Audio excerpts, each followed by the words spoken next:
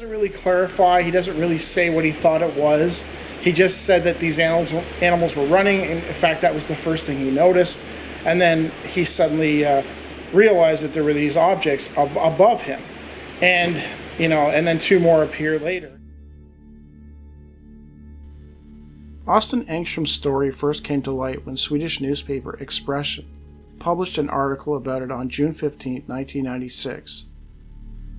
Andreas Olsson, a Swedish UFO researcher, found his case, which dated all the way back to 1922, deeply interesting, and he decided that he was going to make an effort to track him down and interview him about his experience. And he did. Olsson met with him one warm evening in July 1996 at his home in Stockholm. He described Austin as a small, bespectacled man. He was friendly and warm, greeting the researcher with a handshake, and invited him into his home. Austin at this point was 82 years old, but still of sound mind, though he admitted that his memory wasn't what it used to be. He agreed to discuss the strange encounter, which happened when he was only 8 years old, near his boyhood home. Sitting opposite each other, Austin also described how it was growing up in Sweden in the 1920s, his schooling, teachers, and childhood friends. Eventually they got down to the day in question, the day Austin encountered 3 weird objects while walking home, and the strangeness that followed.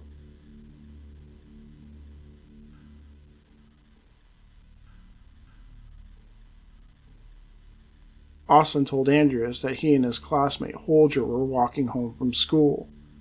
They were walking to Holger's family farm, which was about 2 kilometers from the school. They had planned to hang out for a bit. Holger was a boastful young boy who bragged about how many exciting things he had at his farm, Austin recalled. No sooner had they arrived at the farm when they heard a voice calling Holger's name. He did not reply. When it called 7 or 8 times, if I remember right, he walked forward, grabbed open the door, and said, "Silence, old woman, I have iron in my pocket." I mention this as it is relevant to the day's happenings. Holger's mother suddenly stormed out. She was quite angry, he remembered, and so Austin decided it was a good time to head for home. At that time, Austin lived with his parents in the small village of Orsta, southwest of the Swedish city of Clas. He lived about 3 kilometers from Holger's farm, and so he knew he had a good walk ahead of him. Austin made it about 1 kilometer where he crossed a field heading back towards the school, which he had to pass to get home. He could see the peat bog on the right. On the left was the field where he could see at the end the red-painted school where the teacher lived. He apparently lived in the upper portion of the converted building. Nearby lived a caretaker, in a cottage not far from the school building.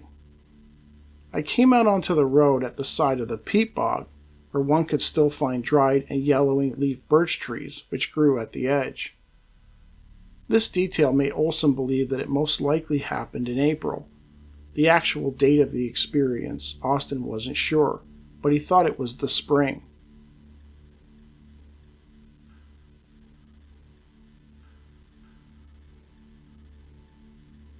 When I came to the end of the peat bog where it opens up into a larger field on the other side, I had not gone many steps before I was very surprised by all the animals darting about. This field sloped from the farm above and the large forest which lay behind. Here the animals came flying out, roe deer, hares, elk, fox, badger, and other animals, a whole stream of them, down towards the peat bog. As Austin watched the animals, he was surprised to see the sky suddenly darken. The air around him took on a noticeable smell. He then observed a strange light. I looked up and saw 3 gray objects hovering silently above me. They were so near one could have thrown a stone at them. They came silently and quickly. I was shocked as it was something I could not understand. These objects looked like long, pulsating sausages. He told Olsson that the objects pulse as if they were breathing. Another detail that stood out to him was the 3 crafts had 2 dark lines on them. Olsson noted that he did not include these lines in his drawing of the encounter.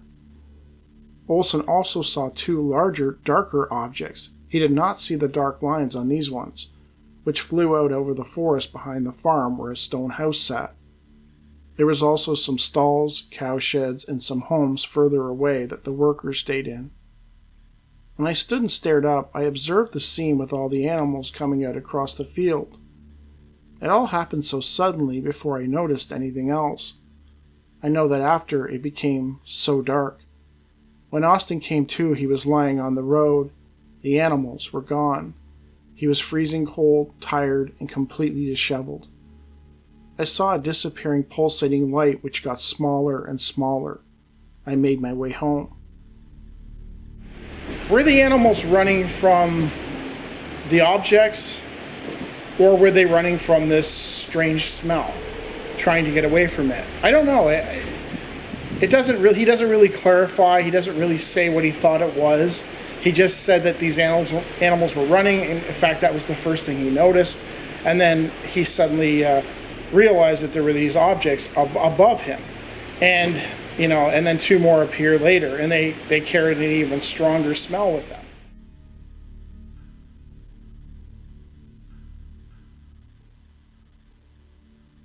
It was 8:30 p.m. and very dark when Austin arrived at home. Inside he found his foster parents waiting for him. It was apparent to him that they were quite worried about something. They became angry, demanding to know where he had been. Austin explained that he had been at Holger's house. When he attempted to tell them about the animals and the strange objects, they immediately shut him down. His parents then informed him that it was after 8:30. Austin admitted that he was surprised. He had no idea why it took him nearly 4 hours to get home. Where had I been all that time, he asked Olsson during the interview. His parents were quite certain he was lying. They had sent Gustav, one of the other children who lived nearby, out to search for him. Gustav had cycled to the school to question Austin's teacher about which road he had taken when he left. The teacher suggested that he talk to the caretaker, Wahlquist, who had a son in the same class. The son said that he was sure Austin had left with Holger. Gustav rode his bike out to Holger's farm. There he was told by Holger that Austin had been there but left hastily. Gustav, trusting his classmate was telling the truth, immediately cycled home. This detail proves important as Gustav took the same road as Austin, the one that Austin claims he was walking on and later woke up on. But he had not passed him, not going to or away from the Holger farm. It's not likely Gustav would have missed him. The only way it made sense was that Austin wasn't on the road. It's possible that Austin wasn't anywhere near that location when Gustav rode by both times.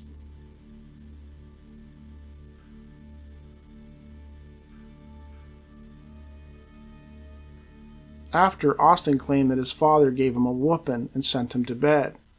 Then came the mystery illness. I remember I was in bed for 4 days, as I had a fever. It was accepted that I'd caught a cold as a result of my journey home. Austin did not agree.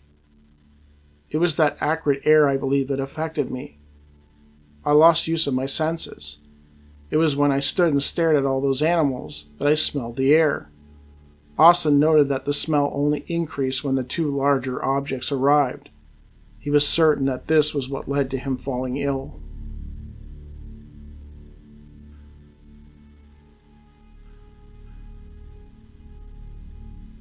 In the intervening years, Austin observed a show on TV about cuttlefish, and he was intrigued by how similar their behavior mimicked the behavior of the objects he encountered on that day back in 1922. A cuttlefish is able to use colors and patterns and flashing lights to it doesn't really hypnotize their prey, but it sort of distracts them and it causes them to become disoriented. And it does sort of kind of line up with what he's describing here.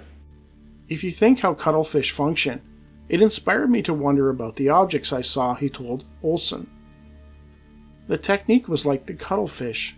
They moved so elegantly, changing direction, and seemed steered by the pulsation. Olsson found Austin to be incredibly polite and very intelligent.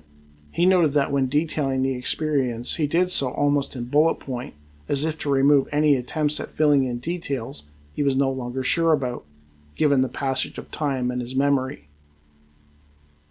In his follow-up investigation using notes from ufologist Svahn in the initial write-up, Olsson discovered that most of the buildings, the school, the workers' homes, and the farm were still there, and as Austin had described them. Very little had changed in the 70-plus years since the encounter. The actual road where he stood staring at the fleeing animal still goes almost towards the house. Had anyone gone out onto the porch step after midday, they would have been able to follow the whole course of events, Olsson noted. Olsson also tracked down the only other person alive who could corroborate Austin's story, Anna Engstrom. She was Austin's aunt. Olsson found her residing in a nursing home. She confirmed that when it all happened, she had heard talk of it amongst other family members. I like that Olsson and Svahn were able to, go to the different locations where he said this happened, kind of check it out for themselves. Olsson was able to actually speak with his aunt, who kind of confirmed that she remembered something strange happening, years ago. There were two details that Olsson found interesting. Not so much contradictions, only that they seemed strange. He was unsure why Austin would draw a picture of the experience which he provided to the newspaper, and not put the dark streaks on the craft, something that he ruminated on during the interview. Was this done intentionally, or had he merely forgotten them when he sat down to draw it? The other detail, in his retelling, Austin claimed that from Holger's farm to his home was a little over 3 kilometers. He said that he walked around 1 kilometer from Holger's farm when he encountered the objects. When he came to on the road later, he claimed that he was now only a few hundred meters from his home. The distance home, upon waking, which he judged to be about 400 meters. He says he went some kilometers from Holger's where it all happened, which means it must still be a good 2.5 kilometers left for home. I myself worked it out as much nearer. Was this a discrepancy, or had he been dropped off closer to home? It's odd that Austin does not point out this detail himself, that he had actually been moved from his original location and dropped off closer to his destination. Olsson chalked this up to his confusion from the event, and possibly the mystery illness which was taking hold. It's possible that Austin had not been moved from his original spot, and was just so disoriented during the walk home that he perceived it as being shorter than it really was. Regarding the event, Olsson summed it up this way. One can find many parallels to today's observations of UFOs: shape, movement, patterns, missing time, the object's effect on the animals, as well as the odor. Last but not least is that his story was not believed. Is that still the case? The only thing different in his experience is the way all those animals came fleeing out over the field. It should be noted that Austin never saw the objects again and had no other experiences in his life. In the original Express interview he did, Austin claimed that, that when he got home it was around 7:30, but later on when he was talking to Andreas Olsson, he said that it was actually 8 o'clock when he got home, so he clarified that. And another thing that he said was that when he got sick, he said that in the Express interview, he said that it's possible that he might have caught a cold from laying on the road. When he was speaking to Olsson, he really kind of opened up about what he really thought happened, and that he believed that the sickness was brought from whatever it is that he inhaled that day, the air from these objects or something these objects were emitting.